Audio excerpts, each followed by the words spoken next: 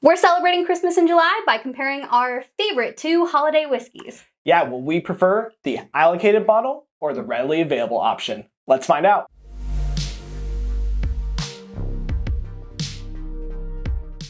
Hi, I'm Taryn. Hi, I'm Jonathan, and welcome to Whiskey Break. And today we're comparing Midwinter Night's Dram to Sagamore Sherry Finish. We always recommend Sagamore Sherry Finish as a replacement to Midwinter Night's Dram, and we've never blinded it before, so excited to try it. Yeah, so today we're going to find out if we're right. So High West Midwinter Night's Dram usually goes for about 150 MSRP. It is an allocated bottle. They've made a lot more bottles in recent releases, but still pretty hard to find. This is the Act 11 that came out at the end of last year. Act 12 should come out in the fall of this year. Yep. And here we have Sagamore Sherry Finish. This is technically a batch A, but like we said, it is readily available basically everywhere for 80 bucks. You can even find it for 70 sometimes. Fraction of the price. Yeah, literally half, and you don't have to spend time finding it. We love this bottle. So, are you ready to do a blind taste test and find out what we like? Yeah, let's do it.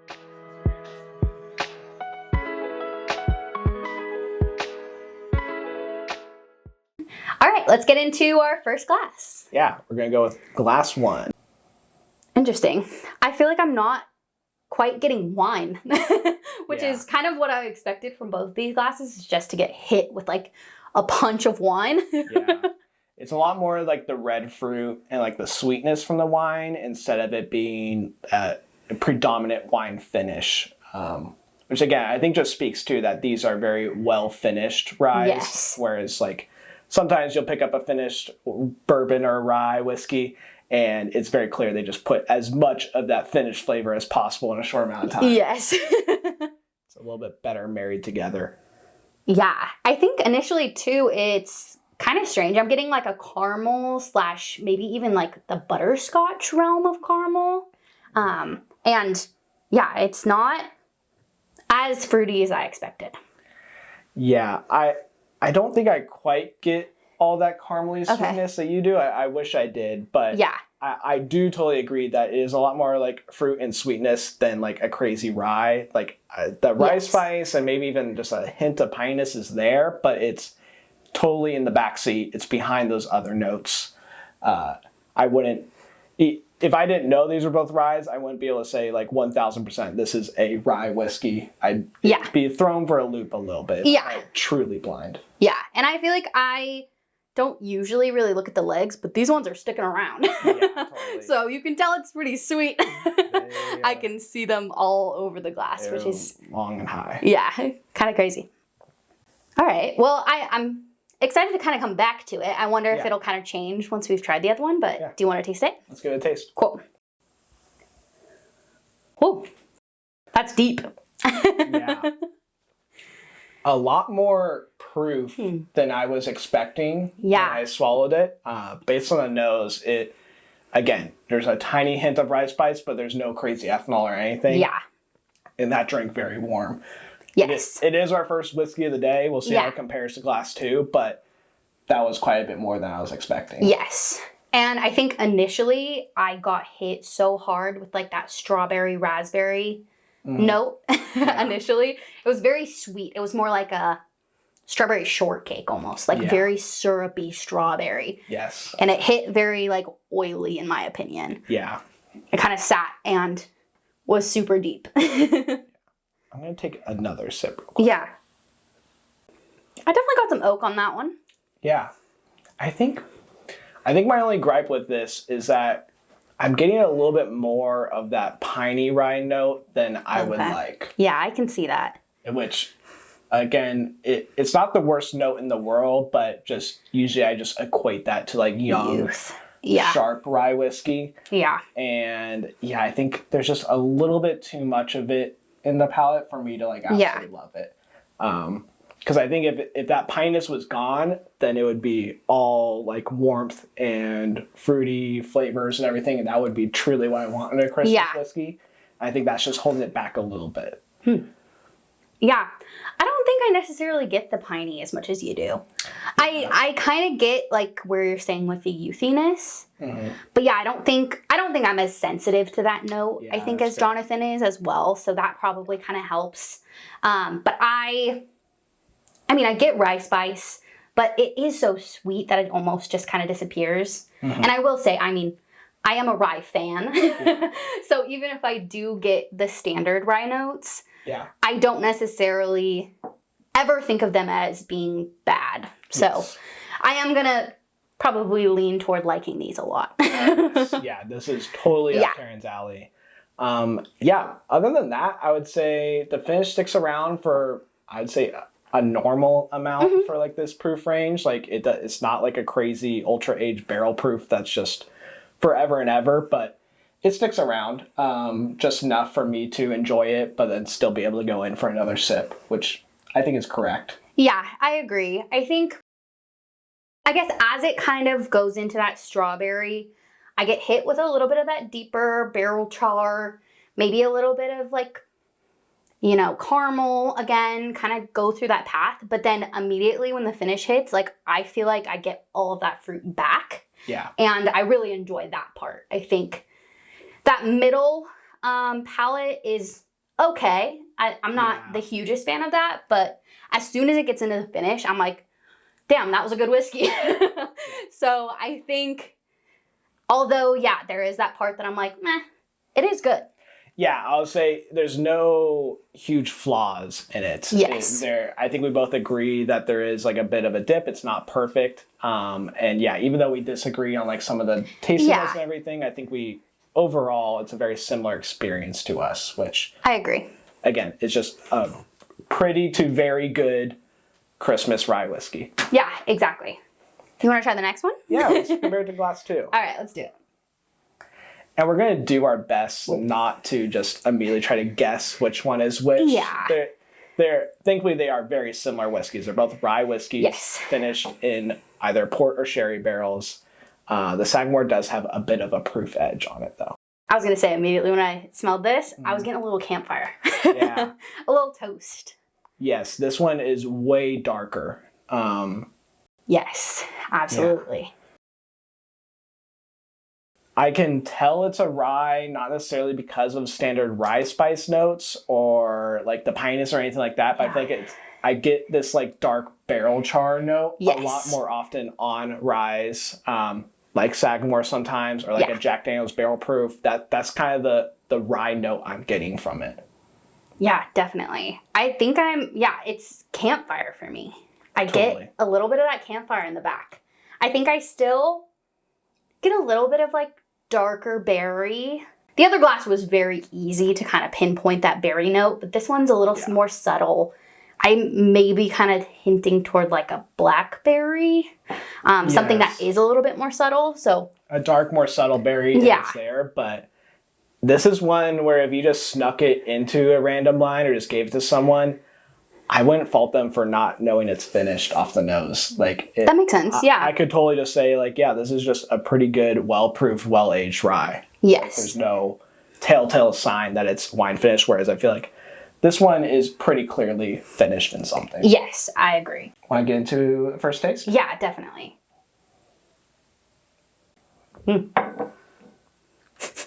It's not as youthy as kind of like you mentioned in the last one. Yeah, it is strong on the palate. Yes. It is. I think the rye spice and proof doesn't shock me as much as it did on the first glass. Yeah. Because I think it carries through with all those dark notes that we were sensing on the nose and everything like that. Like it is dark and rich through and through. Yeah. And I think on this one, I'm not getting a lot of those like super sweet sugar notes. It is more super sweet dark fruit notes, in my opinion. I think it leans a little bit more like plummy, or like I mentioned before, I think blackberry is kind of really where I think it kind of lies. Yeah. That kind of wine, I guess. Yes. Yeah, I think for me, it's getting a little hard to pick up on the fruit notes on this. I think the blackberry note, like you said, is the closest I can get and what resonates the most with me. But overall, it's a very dark and charred rye whiskey. I think you said toasted. Like I would guess this is a toasted rye whiskey. It's giving me those, again, char, marshmallowy, those types of notes. So it's kind of interesting because I still feel like those are very good Christmas rye whiskey notes, what I want in the fall, but it's not what I may have expected. Yeah. I think along those lines too, I do get a little bit of baking spice in the background as well. Yeah. So that leans more toward Christmas in my opinion. Yes. So if we're basing this off of which one's more Christmas, Yeah. I might pick this one. That's fair. But overall, so far, yeah, it's like they're way more different than I expected them to be off of first tastes. Yeah. In terms of ryeness, I still think the first one had more of that pininess, which again, that was more of a me note than you note. And this one has more of those, baking spice and other rye notes, which I tend to prefer these, but again, I think I wish it was a little bit more finished. I think I just want a little bit more wine influence on it, and then it would be the best of both worlds.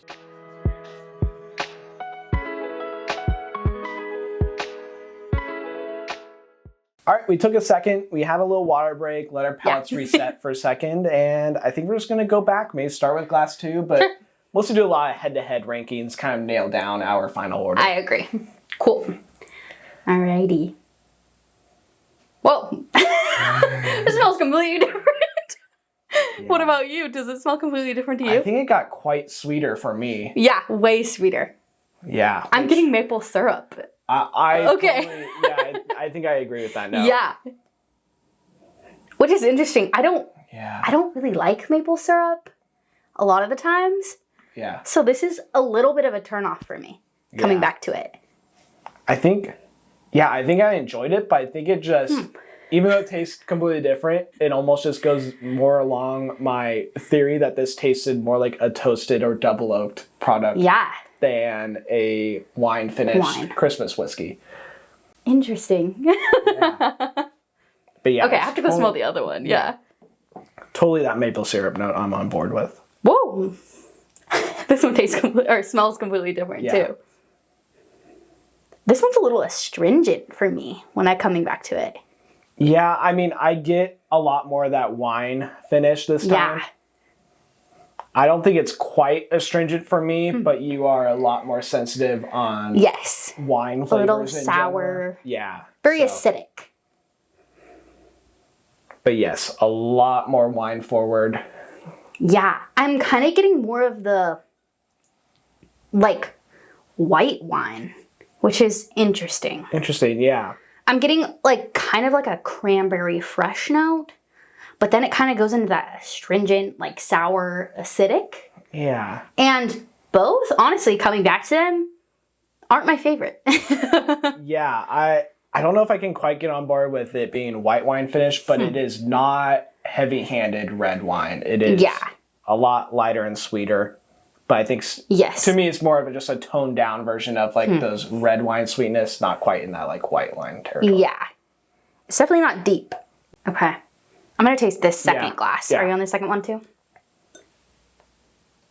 I think tasting glass 2 again is more of the same experience that I had at first. Yep.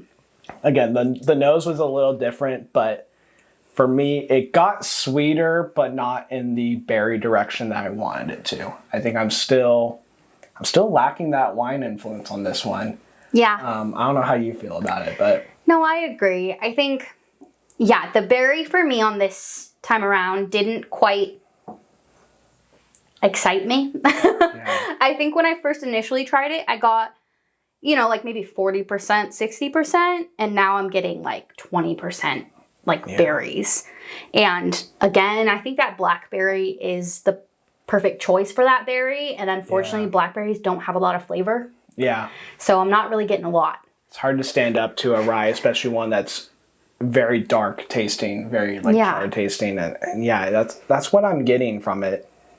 Which, again, under normal circumstances, I don't mind. Like, I love double oaked products. I love Woodford double oaked. I love all things like that. But I think, I buy a bottle that's sherry finish. I want it to be sherry finish or port finish, whatever. Be front and center along with the rye spice. Definitely. It's just lacking a little bit. Yeah. It's still really good. Yes. I don't think we're doing it justice by saying some of these things. I do think it's still really good, whatever it is. Yes. I mean, we might be able to take a guess at what we might think it is, but I do think it's still a really good whiskey.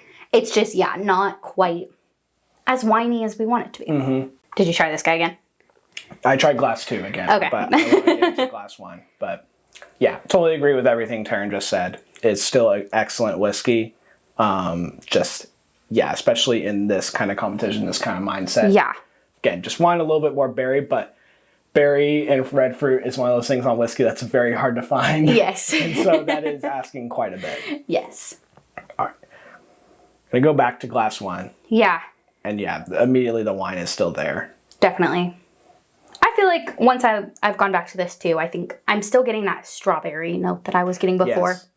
I think the strawberry is still pretty heavy. Yeah, strawberry, if I had to pick one fruit, strawberry would be the one that I pick. That is the strongest one. Just so much brighter. So much lighter on the taste too. Yes, everything about it is just way different. Yeah, both in like a proof perspective, but then also just in like a rye spice darkness perspective. Yes. Yeah, like the finish though still is there. It's just you don't get hit with a ton of heat right when you swallow. That's the only part that's missing, which in general I would say is better. No, I agree. Yeah, it's super good. And I think I might need to go in for one more sip, but I'm not getting as much of that pininess this time. I was going to say, I'm like, I didn't get any. Yeah, I definitely didn't get any. But I do think it's almost a little bit more balanced now that I'm going back to it. It's a lot less of like a roller coaster of sweet, fruity, sweet, fruity. It's now just kind of like a sweet and fruity, slow. Do it with my hands.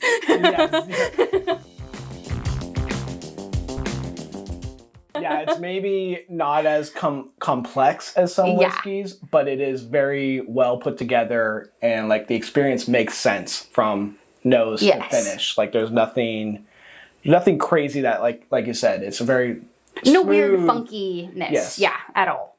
There's no crazy spike in the middle or anything like that, which again, I think for me what put it over the edge is that pininess being lost. Going back to it too, I think I'm getting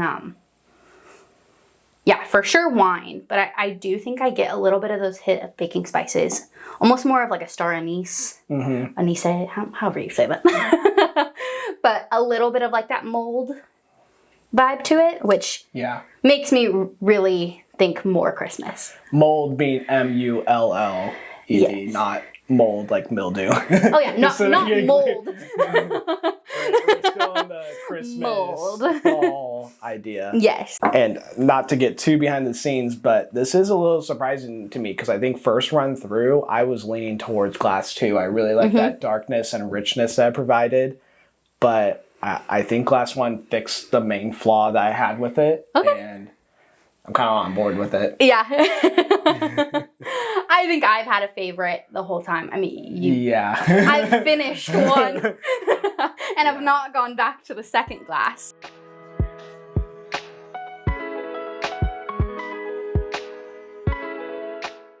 Yeah.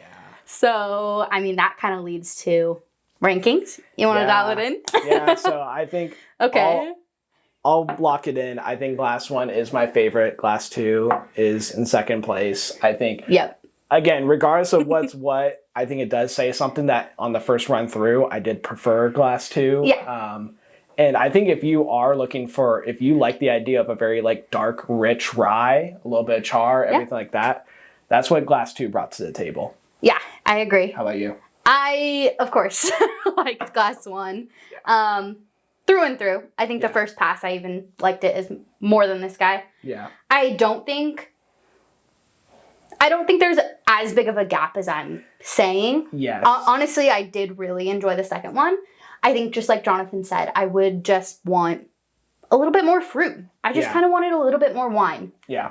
So, and really nothing bad I think about this glass. Putting these head to head did make the gap seem larger than I think it is. I think if we put these both against a lot more finished ryes, finished bourbons, we'd kind of see how they stack up. And absolutely. Yeah. Awesome. Right. I'm going to go and see. Yes. We have guesses. I do think this one is Sagamore, glass 2. Yes. I think we both agree that High West is our pick for what won. Yes. And yes, Glass 1 is A, which is the High West. Yes. And just to confirm. Glass 1. Yes. Make sure I didn't mess up, is what he's doing. Glass 2 is Sagamore Sherry Finish. Yes. So, yeah, what did you think? Yeah, I think, again, these are, one bottle costs $75 to $80 and one costs $150 if you find it at retail. Probably $200 is around like without having to do a lot of hunting.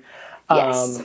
And yeah, I think, yes, this is Christmas whiskey. Yeah. This is probably the best. It's very good. Port or sherry or just fortified wine finished rye on the market for the holidays.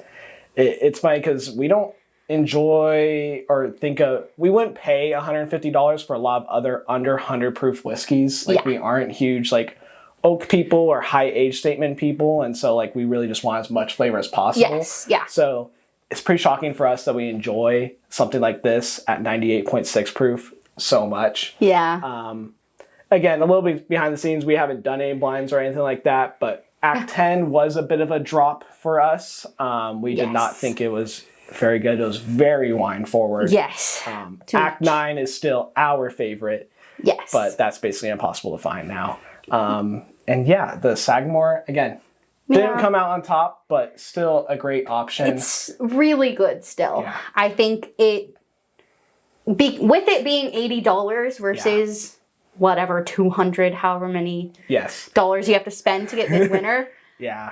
I mean, go for this one. Still, I do think there's not as much of a gap as there should be. And I think if you went with Sagamore Sherry Finish, you'd still be really excited about it. Yeah, I don't think we steered anyone wrong by saying this is a great alternative to get. Yeah, I agree. I will say in some regards too, I think we both agreed this was the better whiskey, but I don't know that either of us thought that it drank incredibly special or like an insane release, whereas $150 to $200 and being a limited release, you kind of get into, you could find some alternatives there that do truly drink special. And like something like, a special occasion, a celebration pour. Yes. That's kind of where we're at with it. Yeah, I definitely agree. The one thing I will say is we have loved everything from Sagamore once they switched to their new distillate. Yes. So I think in a year or two, whenever they're going to do that and make a sherry finish using their own distillate, I think that's going to bring out a lot more berry notes and going to be right up our alley because their bottle to bond, their small batch is way fruitier and just incredible. Yeah, we'll be the first to line up for that. I think that'll be a great choice. Yeah. But yeah, I don't think, like Jonathan said, I don't think I was surprised that this is how we ended up. But again, give Sagamore a try if you haven't tried it yet. Yeah. I mean, it's really good. Don't be too upset if you can't find Midwinter. Yes. Awesome. Well, that kind of wraps up our video. Make sure you subscribe, like, comment, and all that kind of good stuff because it really, truly helps our channel and we appreciate all of you for watching. Yeah, let us know how you enjoyed the video. Let us know if we could do anything better. Like we said, this is our first of this format. And yeah, just tune in Mondays. That's when we release our new long form videos. And thank you for watching. Yeah, have a good one.